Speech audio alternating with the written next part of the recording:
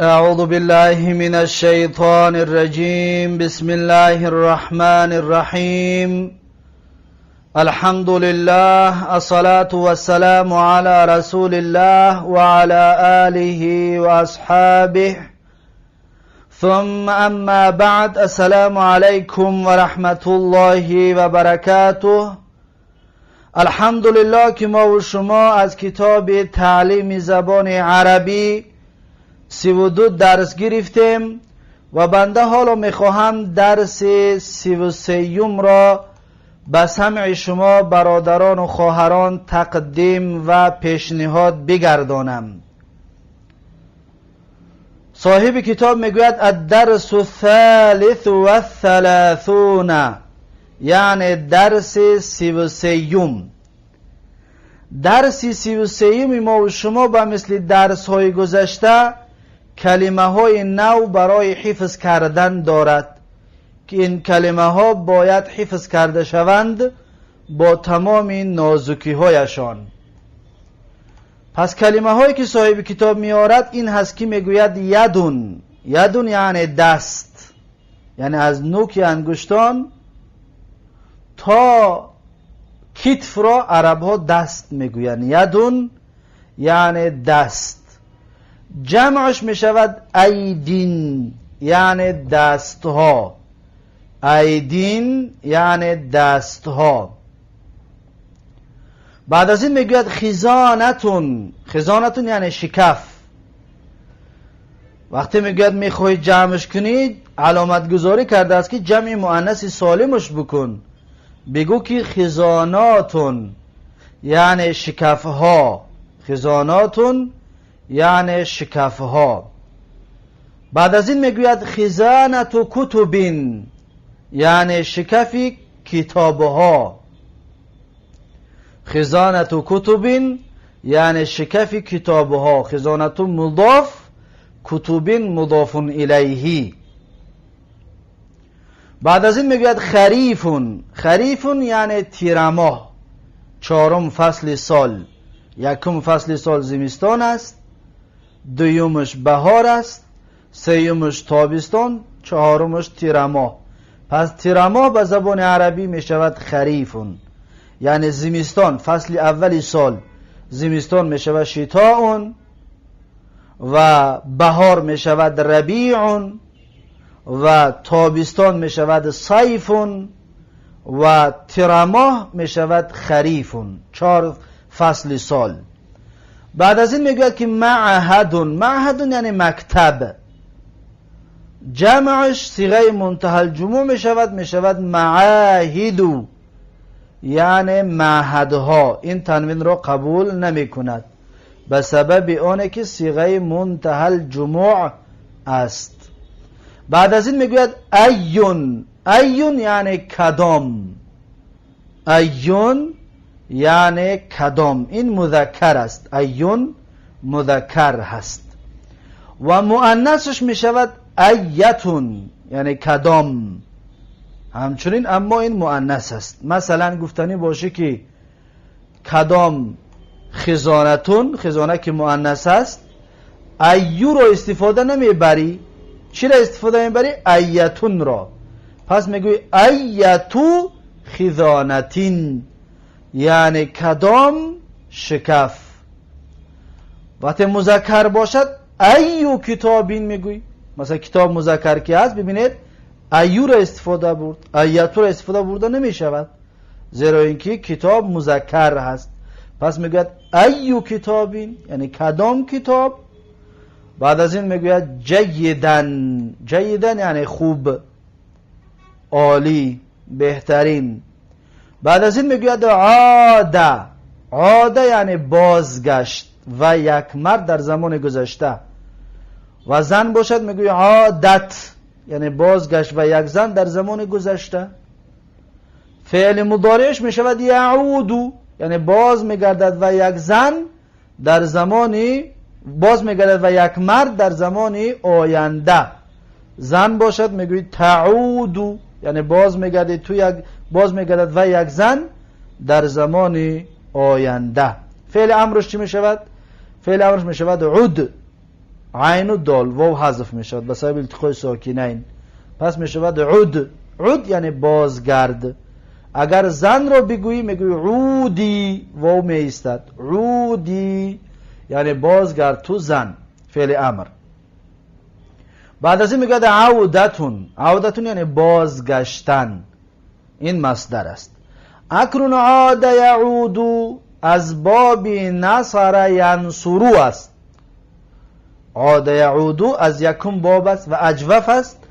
اجوفی واوی است، یعنی که عاده این الفی که میبینید این الف در اصل چی است؟ این الف واو است.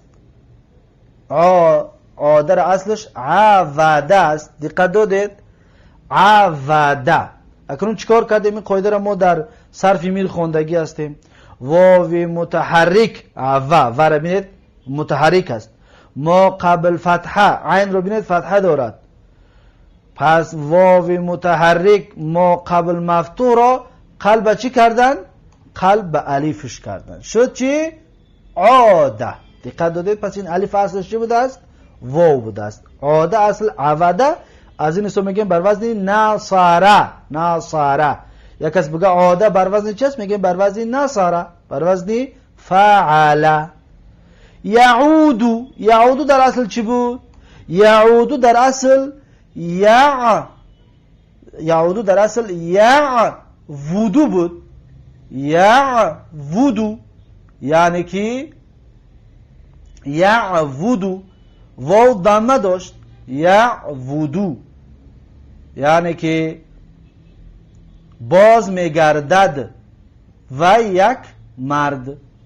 یعودو است. دقت دادید؟ یعودو. اکنون اینجا چیکار کردیم؟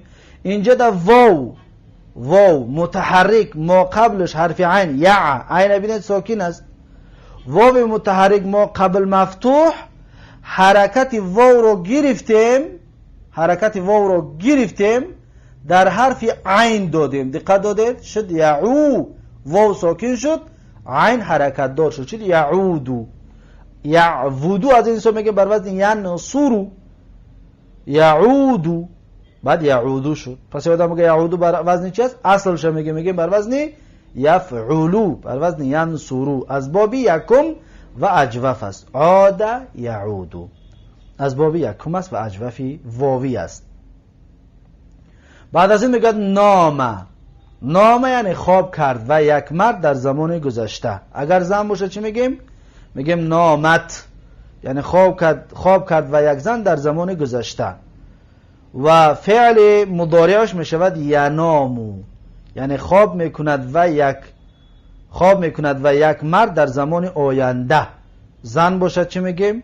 میگیم تنامو، یعنی خواب میکنید تو یک زن خواب میکند و یک زن در زمان آینده.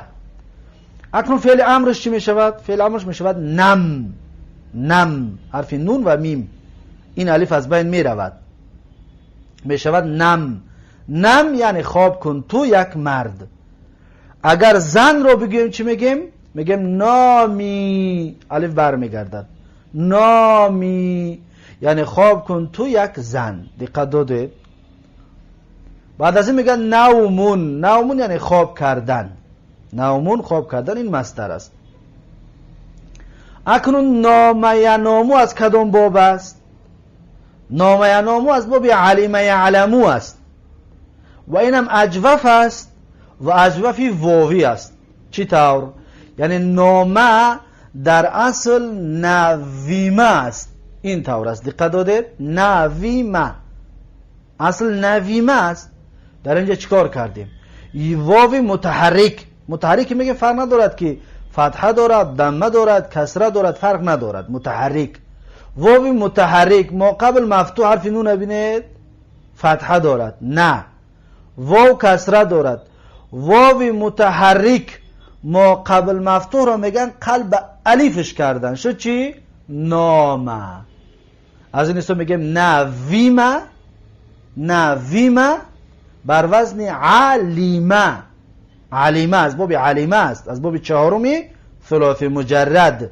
نویمه یعنی خواب کرد و یک مرد. پس نویمه را عربا گرفتن چیکارش کردن؟ واو متحرک ما قبل مفتوح رو قلب الف کردن شد نام، یعنی خواب کرد و یک مرد در زمان گذشته. ینامو در اصل چی است؟ ینامو در اصل ین و مو است. ینامو در اصل ین و مو است. دقت دادید؟ ین و مو، ین و مو، ین و مو یعنی خواب کرد و یک مرد در زمان گذشته. اصل این طور است. برای خود میگه بر وزن یعلمو، ین و مو، یعلمو. در اینجا چیکار کردیم؟ در اینجا در واو حرکت در واو ثقیل کی بود، این و ثقیل کی بود، حرکت واو رو گرفتیم، حرکت واو رو گرفتیم در حرف نون دادیم، نون ساکن بود، در حرف نون دادیم شد چی؟ ینومو، واو ساکن شد، ینومو. اکنون این واو با یک قاعده دیگر داریم، واو در محل حرکت، در معرض حرکت، این طور میگیم واو در معرض حرکت ما قبل مفتوح را قلب الف کردن شد ینامو. دقت دادید چیکار کردیم؟ ینامو شد. بعد این اعلال ها باید در ذهنتون باشه، چطور که اینها را در صرف میر با تفصیل خواندگی هستیم. میگذاریم به کلمه بعدی، میگه اطاع. اطاع یعنی اطاعت کرد، فرمان برداری کرد. اطاع اطاعت کرد. این اطاع همچنین اصلش اطیعو است. اطیعو. دقت دادید؟ اطاع در اصل چی است؟ اطیع بر وزن اکرم. اطاع اکرم است بر وزن اکرم. اطیع است اصلش، اطیع. یا را حرکتش را اطیع، یا را حرکتش در تا دادیم، تا ساکن بود، اطا یا بر وزن اکرم. اطیع. یا را حرکت در مقابل دادیم شد اطیع. یا در معرض حرکت، یا در معرض حرکت یا را قلب الف کردیم شد چی؟ اطاع. شد اطاع یعنی اطاعت کرد. از این حساب در فعل مضارع چی میگه؟ میگه یطیع. اطاع اطاعت کرد و یک مرد در زمان گذشته. اگر زن باشد میگیم اطاعت، اطاعت کرد و یک زن در زمان گذشته. این ثلاثی مزید است، از بابهای ثلاثی مزید، از باب اکرم یکرمو است. از این حساب میگیم اطاع یطیع. یطیع، یطیع یعنی اطاعت میکند. پس اطاع یعنی اطاعت کرد و یک مرد، یطیع اطاعت میکند و یک مرد در زمان آینده. اکنون مصدرش چی میشود؟ این به خاطر چی فعل ماضی و مضارع و مصدرش نیاورد؟ فقط فعل ماضی را آورد؟ به خاطر اینکه این قیاسی است. این ما شما میدونیم اکرم یکرم اکراما. پس میشه اطاع یطیع اطاعتا، یک به مثل اقام یقیم اقاما اقامتا. اقام یقیم اقامتا این به مثل همون است. اطاع یطیع اطاعتا. اطاع یطیع اطاعتا. اطاع اطاعت کرد، فرمان برداری کرد. یطیع اطاعت میکند، فرمان برداری میکند. اطاعتا فرمان برداری کردن. و فعل امرش چی میشود؟ فعل امرش میشود اطیع. فعل امرش اطیع، دیگه این الف از بین میرود، میشود اطیع یعنی اطاعت کن تو یک مرد. اگر زن رو بگه بگیم اطیعی یعنی اطاعت کن تو یک زن.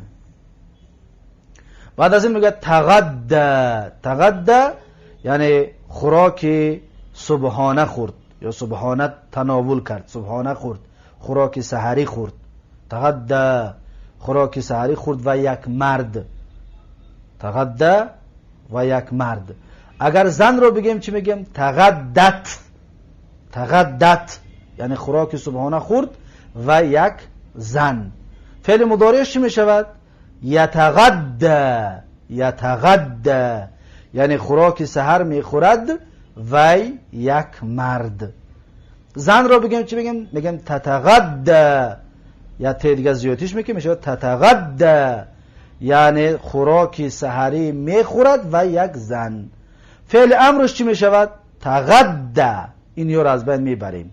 تغدا دقت دادید؟ تغدا می شود فعل امر، یعنی که خوراک سحر بخور تو یک مرد، فعل امرش می شود. تغدا این یا را از بین بردیم، فعل امر می شود.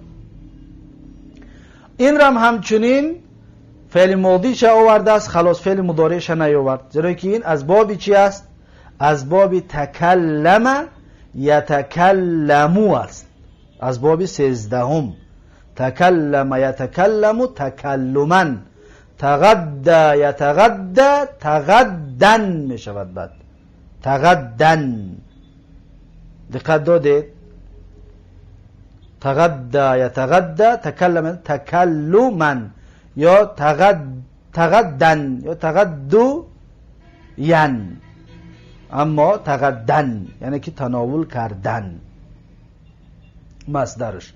بعد از این میگوید تعشا، تعشا یعنی خوراکی شام خوردن، خوراکی شام خوردن، بگاه خوری، خوراکی بگاه خوردن فعل ماضی است. تعشا یعنی خوراکی بگاه خورد و یک مرد. اگر زن رو بگیم میگیم چی؟ تعشت، یا ت در آخرش هم رو میکنیم، یعنی خوراکی بگانه خورد و یک زن. فعل مضارعش زمان آینده چی میشود؟ یتعشا یعنی خوراک بیگانه میخورد و یک مرد. زن باشد تتعشا، خوراک بیگانه میخورد و یک زن. پس مصدرش چیست؟ تعشن، تعشن یعنی خوراک بیگاهی خوردن. فعل امرش چی است؟ تعشا، این یو را از بین بر میشود فعل امر. تعشا یعنی خوراک بیگانه بخور. بعد از این میگوید لغتون، لغتون یعنی زبان، لغتون زبان، زبانی که در دهان داری، نه زبانی که گپ میزنی، مثلا زبان روسی، زبان تاجیکی، زبان ازبکی، زبان انگلیسی، زبان عربی، همین را چی میگن؟ لغتون یعنی زبان. جمع لغت میشود لغاتون یعنی لغت ها، جمع مؤنث سالمش میکرده میشود لغاتون یعنی لغت ها، جمع مؤنث سالم. بعد از این میگوید غرفتون، غرفتون یعنی کامنته، خانه، اتاق. جمعش میشود غرفون، کامنته ها، اتاق ها، خانه ها. خانه یعنی که یک خانه، یک اتاق خاص، یک کامنته، نه اینکه خانه‌ای که مثلا 5-6 اتاق دارد، یک خانه مثلا. بعد از این میگوید که مخزنون، مخزنون یعنی خزینه، خزینه‌گاه.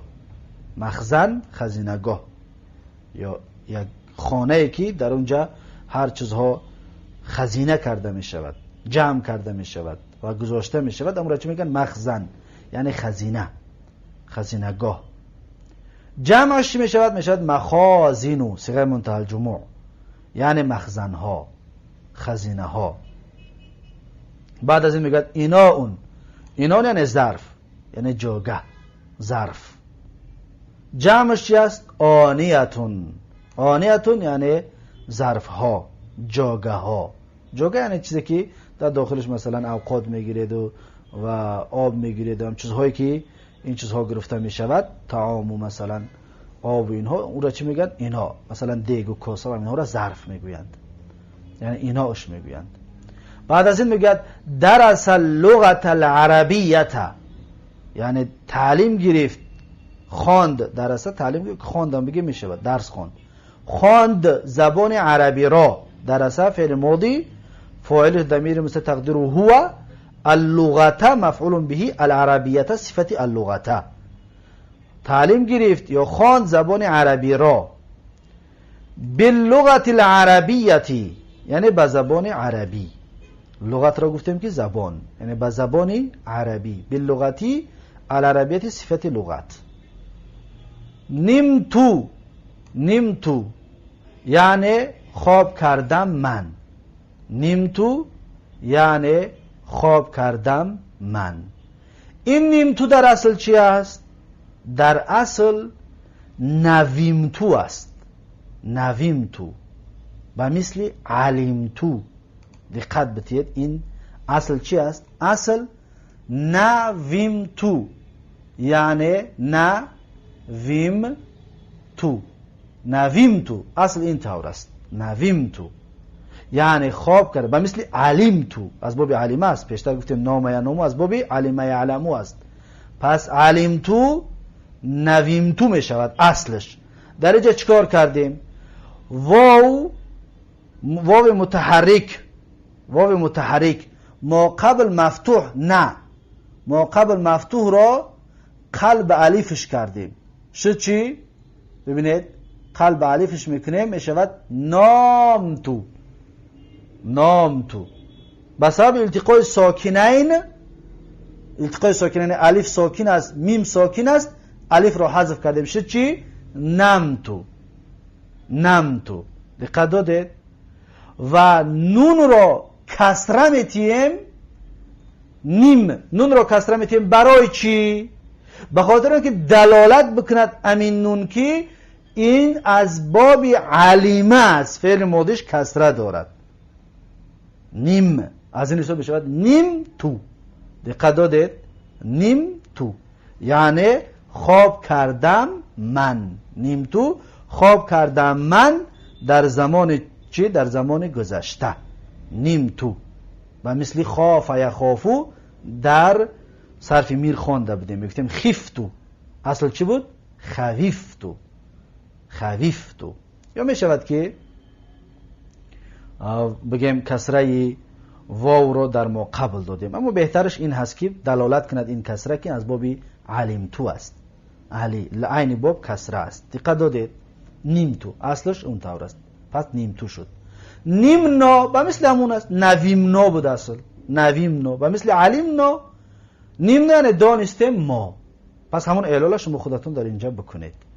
پس از این میگه تغدیتو یعنی خوراک صبحانه خوردم. صبحانه رو خوردم. تغدیتو صبحانه خوردم من. این تغده فعل ماضی است یعنی صبحانه خورد و یک مرد. تغدیتو صبحانه خوردم من یک مرد یا یک زن متکلم هستیم. پس این هست کلمه های نوی درس 33. با همین کلمه های نوی درس 33 با آخر هستید. پس میگذاریم به حوار درس 33. در حوار صاحب کتاب میگوید ذهب التلامذة الى المدرسة في الخريف ودرسوا فيها اللغة العربية. دقت دادید؟ میگوید که ذهب التلامذة یعنی رفتن شاگرد پسران الى المدرسة به سوی مدرسه، به سوی مکتب، فی الخریف در تیرماه،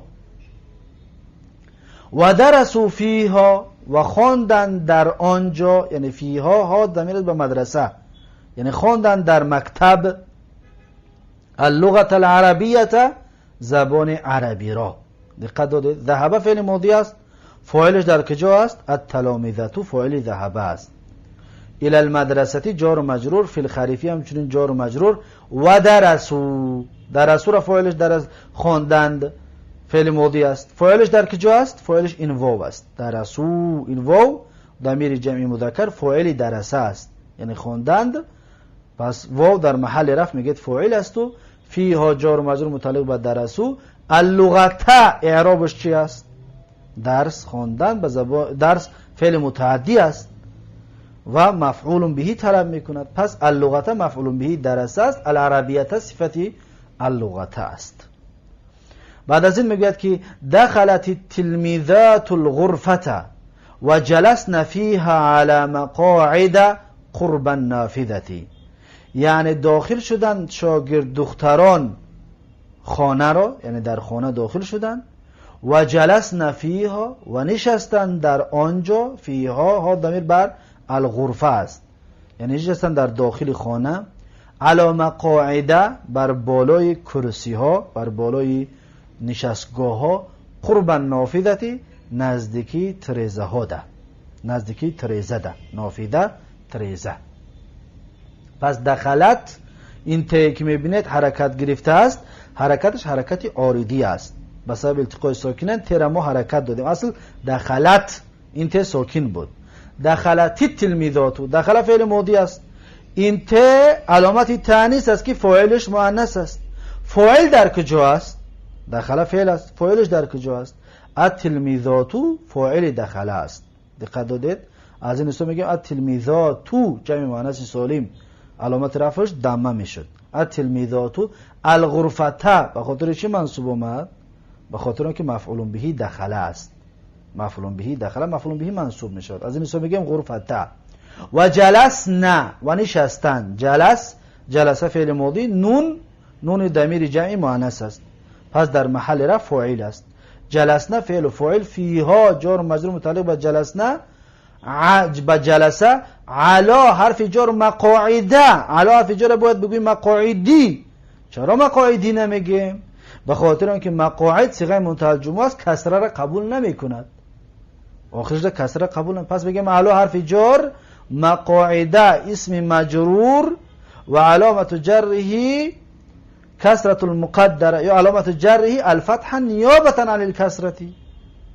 میگیم علامت جره الفتحه نیابتا عن الکسرة لانه ممنوع من الصرف، زیرا که ممنوع من الصرف است، یعنی غیر منصرف است. غیر منصرف کسره را قبول نمی کند. قربه به خاطر چی آخرش منصوب اومد؟ به خاطر اینکه این ظرف است. قربه مضاف، النافذه مضاف الیه. ما ظرف گفتیم که از منصوبات است، یعنی آخرش نصب می شود. پس قربه از این حساب منصوب است، فتح است آخرش. بعد از این میگوید ایت لغتین تدرسون فی المعهدی، یعنی کدام زبان را میخواند در مکتب. دقت دادید؟ ایته برای چی ایته شد؟ ایتو نگفتیم؟ ایته در اول منصوب، این ظرف نیست، پس چرا ایته شد؟ پس میگید ایته مفعول به مقدم است، پس معلوم شد که مفعول به پیش از فعل می اومده است. ایته مفعول به مقدم مضاف، لغتین مضاف الیه. تدرسون، تدرسو فعل مضارع است، فاعلش این واو است، این واو فاعل است. این نون چی است؟ نون علامت رفع است، نون علامت رفع است. پس بگید که تدرسون فعل مضارع مرفوع علامت رفع نون، علامت رفع ثبوت نون. و واو ضمیر جمع مذکر در ضمیر جمع مذکر در محل رفع فاعل. پس درس یدرسو متعدی است، مفعول بهش در کجا است؟ مفعول به پیش خودش اومده ایته. دقت دادید؟ ایت لغتین تدرسون فی المعهدی، فی المعهدی جار و مجرور. پس معلوم شد که مفعول به پیش از فاعل می اومده، پیش از فعل می اومده است. اما فاعل پیش از فعل می آید؟ نه، فاعل پیش از فعل اومده نمی تواند، اما مفعول به پیش از فعل اومده می تواند با شرط شروط و مکانها.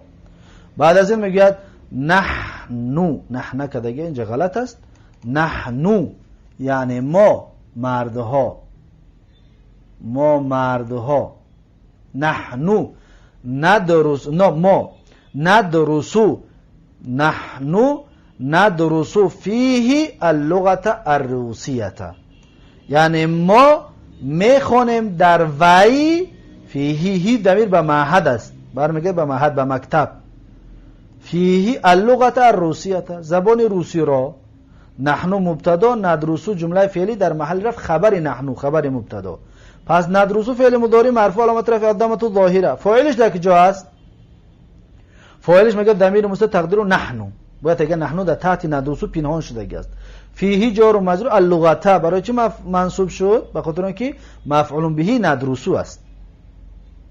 الروسیه برای چی منصوب شد؟ به خاطر اینکه صفتی اللغت است.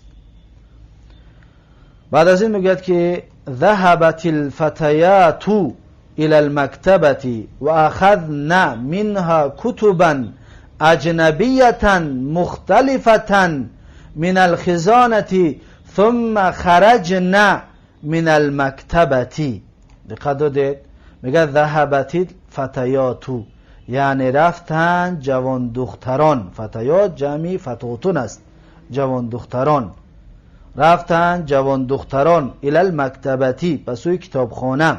و اخذنا و گرفتن جوان دختران، اخذنا زنها، نون ضمیر جمع مؤنث، و گرفتن زنها منها از همون مکتبه، ها ضمیر بر مکتبه است، از همون مکتبه کتبا اجنبیتن کتابهای بیگانه را، کتابهای اجنبی، کتابهای غیر عربی بگه می شود، کتابهای غیر عربی را، غیر عربی مختلفتن گوناگون، من الخزانتی از شکف، ثم خرجنا پس برآمدن، من المکتبتی از کتابخانه. ذهبت الفتيات، ذهب فعل ماضی، این تو حرکتش تی، حرکت عارضی است. ذهبت بود اصل ساکن بود، کسره دادیم به سبب التقای ساکنین. ذهبتیل فاعلش الفتيات است، ذهب را فاعلش الفتيات، الى المکتبتی جار مجرور متعلق به ذهبت. و اخذنا، اخذ فعل ماضی، این نون ضمیر جمع مذکر فاعل اخذه، فاعل اخذه چی است؟ این نون است، ضمیر جمع مؤنث. منها کتبان چی است؟ کتبان مفعول به اخذه فعل متعدی است، مفعول به میگیرد. کتبان مفعول بهش است. اجنبیتن صفت یکمی کتب، مختلفتن صفت دیومی کتب غیر عاقل که بود جمع غیر عاقل، اجنبیتن مفرد مؤنث قطعی آورده صفتش کرد. مختلفتن همچنین صفت کتب است، کتب غیر عاقل که است، مختلفتن برای مؤنث مفرد مؤنث قطعی صفتش کرد. دقت دادید؟ و منصوب هستن چطوری که کتبن اجنبیتن مختلفتن. من الخزانتی جار و مجرور متعلق به اخذنا. ثم حرف عطف، خرجنا برآمدن، بیرون شدن. خرجه این نون در محل رفع چی است؟ فاعل خرجه، فاعلش است من المکتبتی جار و مجرور متعلق به خرجنا. دقت دادید؟ پس ذهبت الفتيات الى المکتبتی و اخذنا منها کتبا اجنبیه مختلفه من الخزانه ثم خرجنا من المکتبتی.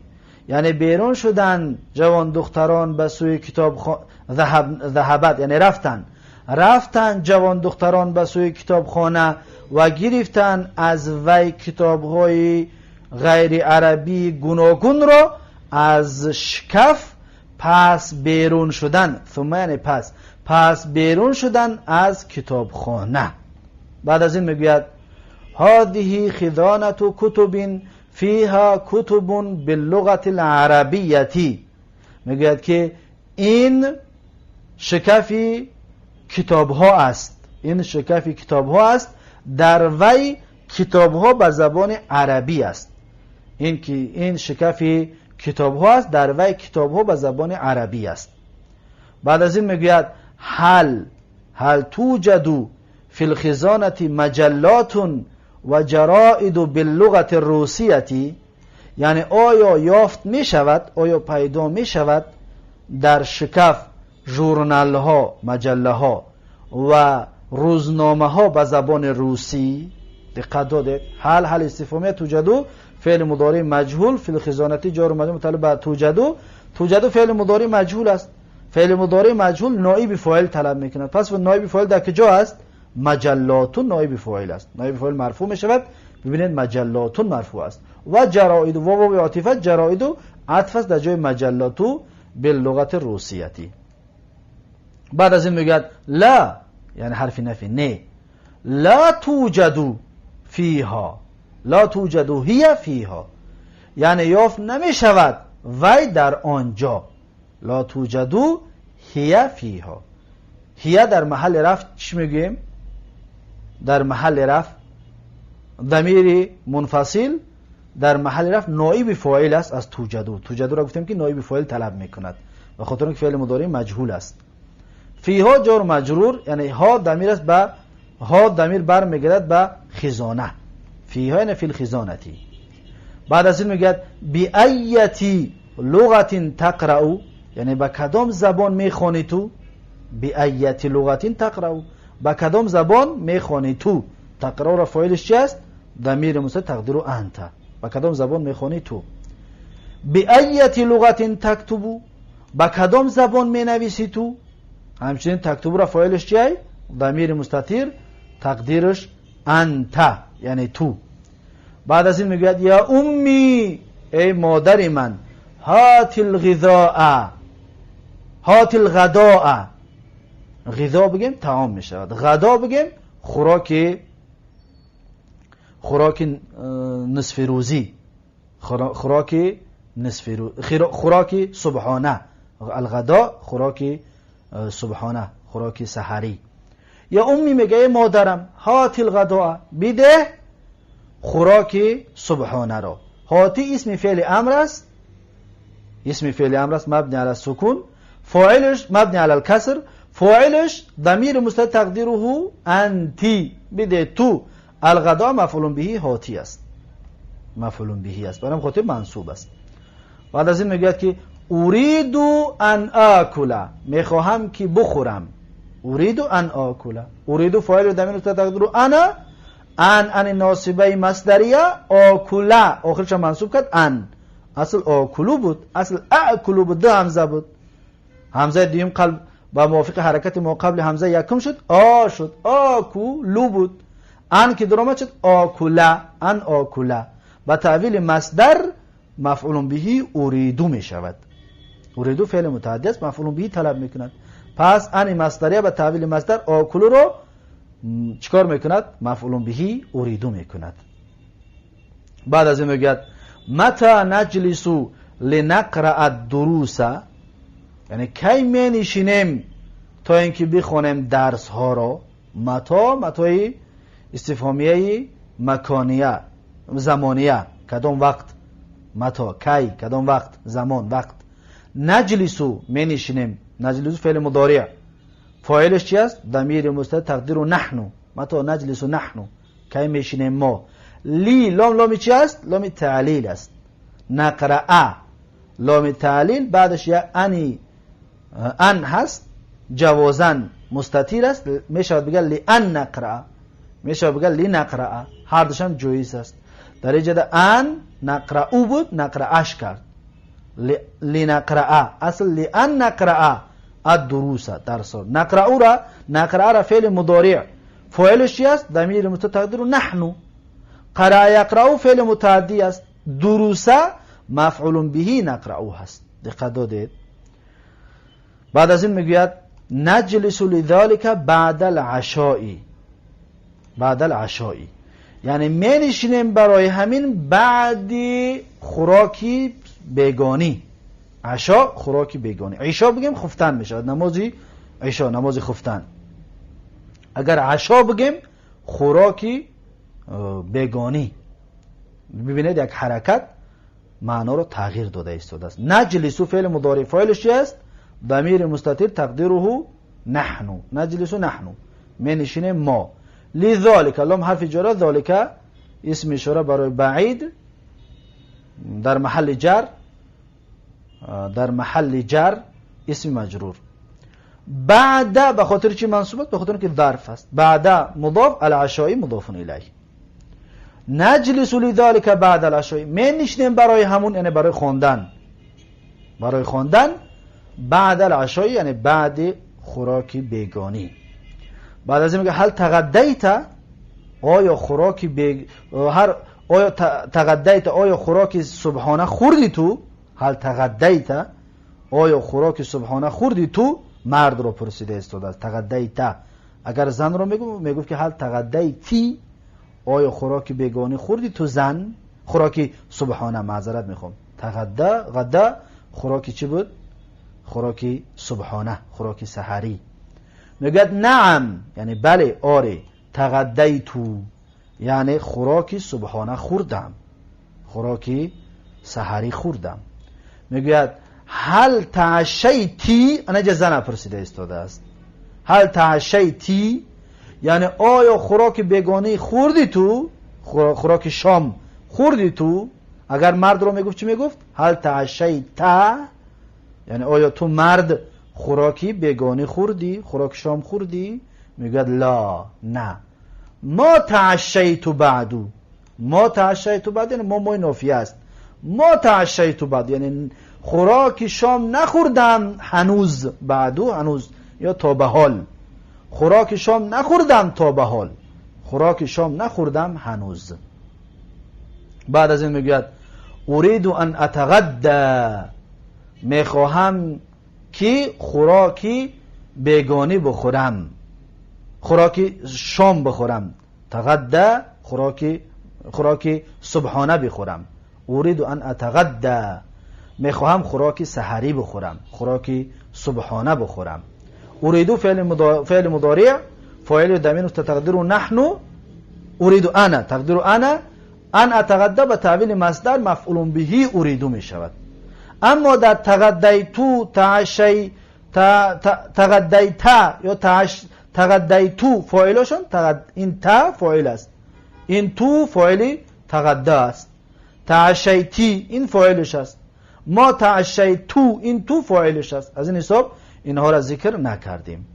بعد از این میگوید اتريد ان تتعشى، یعنی آیا تو میخوای خوراک شام بخوری؟ اتريد ان تتعشى، آیا تو میخوای خوراک شام بخوری؟ میگوید تغدینا ثم اخذنا کتبنا و ذهبنا الى المدرسه و بعد الرجوع منها تعشینا و قرأنا دروسنا ثم نمنا.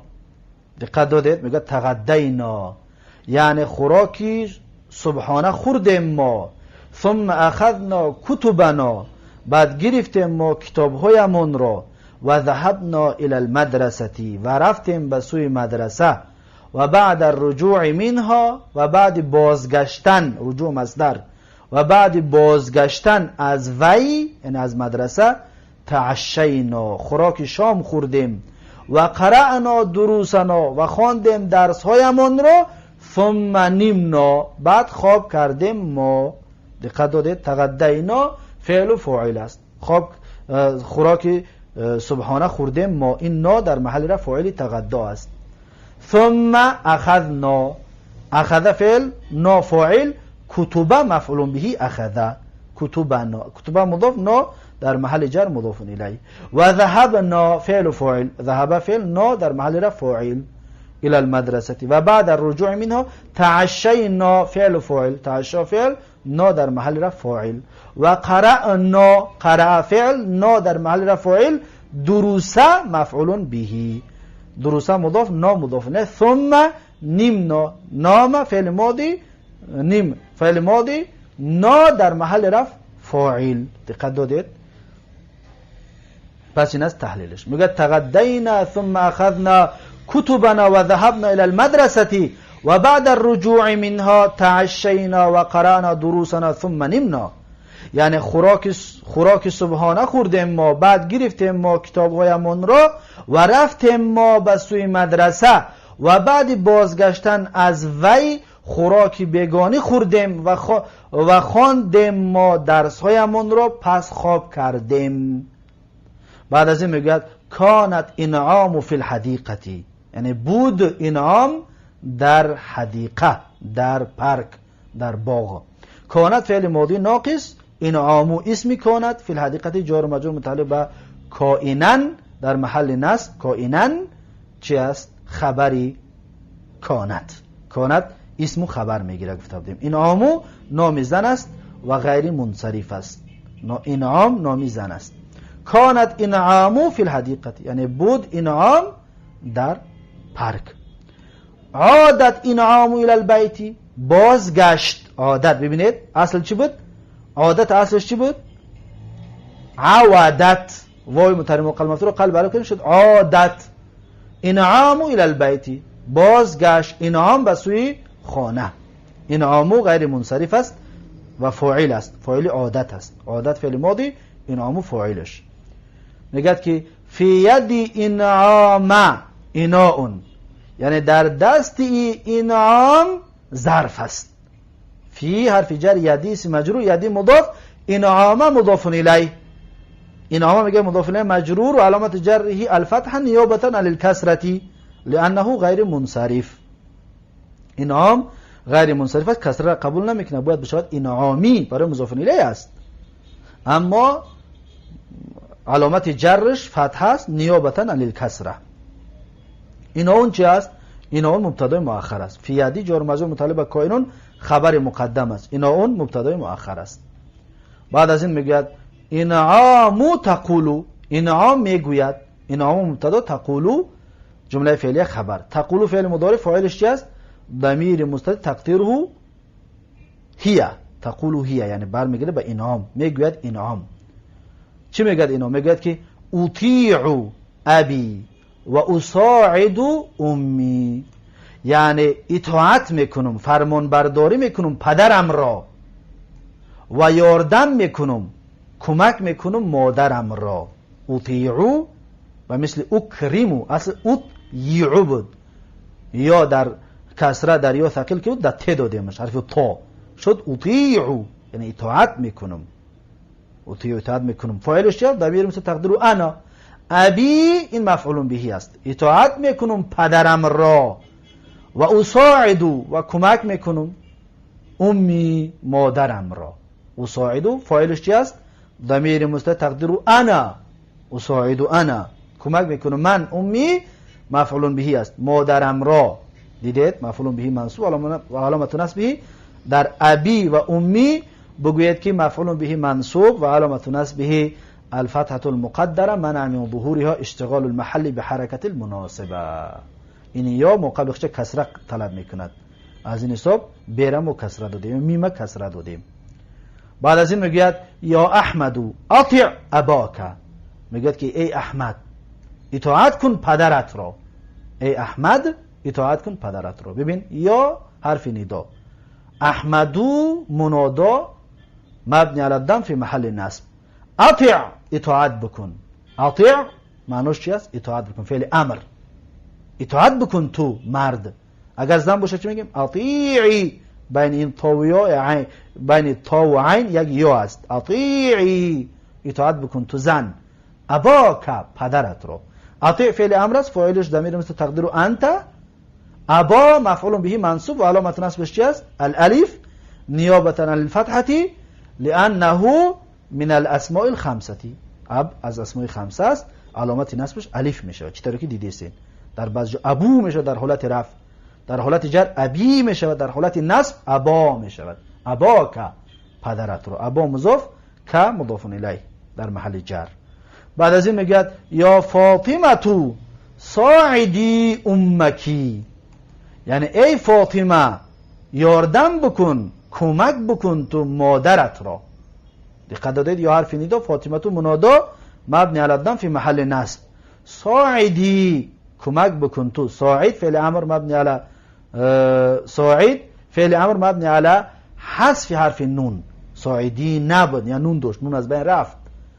پس میگیم که ساعد فعل امر مبنی علی حذف نون. پس در اینجا فاعلش چی است؟ این یا است. این یا مؤنثه فاعل است. ساعدی این یا فاعل است. امه مفعول به است، ببینید منصوب است. امه مفعول به منصوب و علامت نصب الفتحه الظاهره. امه مضاف کی مضاف الیه. یا فاطمه ساعدی امکی، یعنی ای فاطمه کمک بکن، یاردم بکن مادرت را. امکی فاطمه مؤنث است، امکی گفت. در اینجا احمدو مرد است، اباکه گفت که پدرت را. امکی مادرت را، این مؤنث است. پس این هست درس 33 از کتاب تعلیم زبان عربی و در اینجا این درس را به پایان میرسانم و تا درس آینده یک شما را به الله تبارک و تعالی میسپارم. هر کجایی که باشید سلامت و موفق و مؤید باشید. السلام علیکم و رحمت الله و برکاته.